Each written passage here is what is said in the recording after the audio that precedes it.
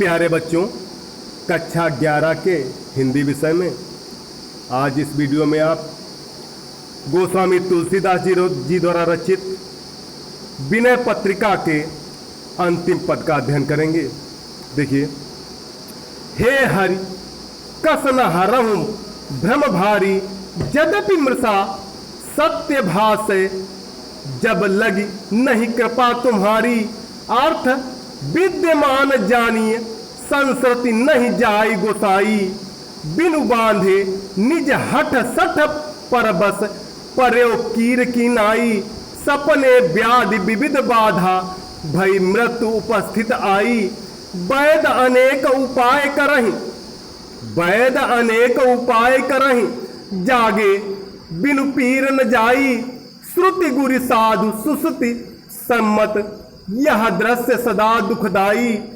तेहि बिन तजे भजे बिन, रघुपति विपति कसय को टारी। बहु पाए संसार तरन कह, विमल गिरा श्रुति गावे। तुलसीदास मैं मोर भय बिनु, जिय सुख कबहु न पावे। मीनिंग देख लीजिए। कस माने क्यों, मृषा माने मिथ्या, अर्थ माने इंद्रियों के विषय में यही कहा गया है। अविद्यमान यानी नाशवान, संसद माने संसार, कीर माने तोता, कीर माने तोता, श्रुति माने वेद, सम्मत माने के अनुसार, दृश्य माने भी संसार होता है, गिरा माने वाणी। देखिए, हे हरि कस न हरहु भ्रम भारी। तुलसीदास जी कहते हैं कि हे हरि, आप मेरे इस भारी भ्रम को दूर क्यों नहीं करते हैं। तुलसीदास जी कहते हैं कि हे हरि, आप मेरे इस भारी भ्रम को दूर क्यों नहीं करते हैं। यद्यपि मृषा सत्य भाषे, जब लगी नहीं कृपा तुम्हारी। यद्यपि यह संसार मिथ्या है, झूठा है, यद्यपि यह संसार मिथ्या है, झूठा है, असत्य है, तब भी जब तक आपकी कृपा नहीं होती, तब भी जब तक आपकी कृपा नहीं होती, तब तक यह सत्य सा प्रतीत होता है, तब तक यह सत्य सा प्रतीत होता है। बिनु बांधे निज हठ सठ परबस, पर्यो कीर की नाई। आगे तुलसीदास जी कहते हैं कि मैं जानता हूं कि इंद्रियों के विषय नाशवान है। तुलसीदास जी कहते हैं कि मैं जानता हूं कि इंद्रियों के विषय नाशवान हैं, तथा उनके विषय सुख क्षणिक हैं, उनके विषय सुख क्षणिक है। इसलिए हे स्वामी, इतने पर भी इस संसार से छुटकारा नहीं मिल पाता, इतने पर भी इस संसार से छुटकारा नहीं मिल पाता। अर्थात मैं देखता हुआ भी अंधा हूं, अर्थात मैं देखता हुआ भी अंधा हूं। मैं बिना किसी के बांधे, मैं बिना किसी के बांधे, स्वयं अपनी जिद से, स्वयं अपनी जिद से इस प्रकार पराधीन हुआ पड़ा हूं। मैं बिना किसी के बांधे, स्वयं अपनी ही जिद से इस प्रकार पराधीन हुआ पड़ा हूं। जैसे तोता दाने के लालच में बहलिए के जाल में स्वयं फंस जाता है, जैसे तोता दाने के लालच में बहलिए के जाल में स्वयं फंस जाता है। आगे, सपने व्याधि विविध बाधा, भई मृत्यु उपस्थित आई। वैद अनेक उपाय करहि, जागे बिनु पीरन जाई।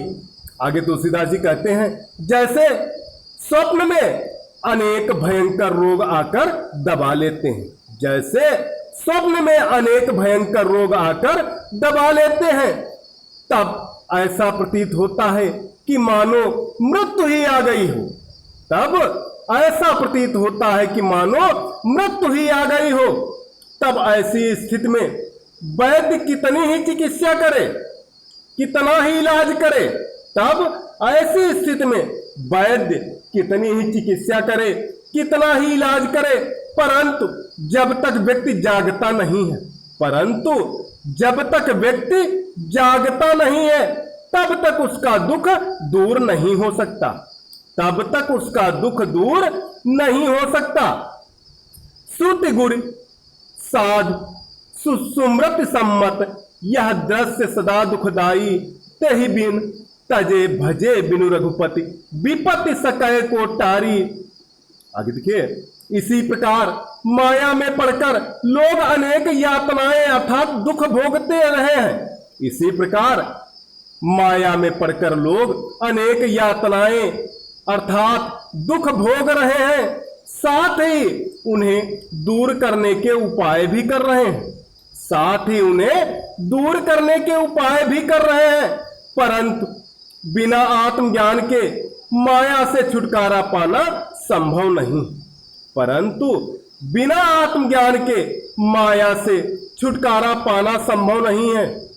वेद, गुरु, संत और यादें, वेद, गुरु, संत और यादें सभी एक स्वर में कहते चले आए हैं, सभी एक स्वर में कहते चले आए हैं कि यह दृश्यमान जगत या संसार सदा दुख रूप है।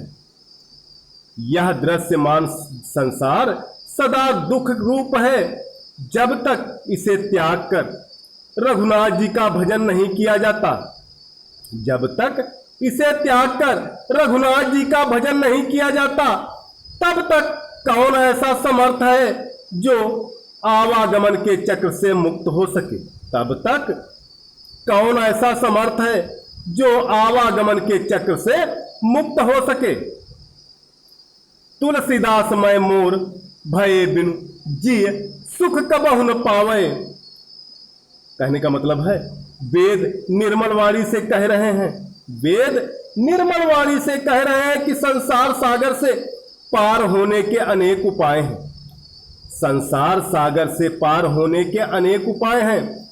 किंतु तुलसीदास जी का विचार है कि जब तक मैं और मेरा का भाव दूर नहीं होता, जब तक मैं और मेरा का भाव दूर नहीं होता, अर्थात हृदय से अहंकार दूर नहीं होता, अर्थात जब तक हृदय से अहंकार दूर नहीं होता, तब तक यह जीव कभी सुख नहीं पा सकता, तब तक यह जीव कभी सुख नहीं पा सकता।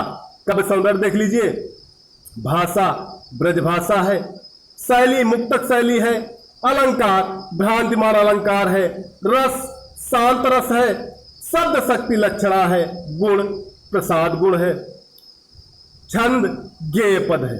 तो प्यारे बच्चों, कक्षा 11 के लिए आज यही पद सभी बच्चे इसकी ससंदर्भ सहित व्याख्या लिखकर ग्रुप पर डालें।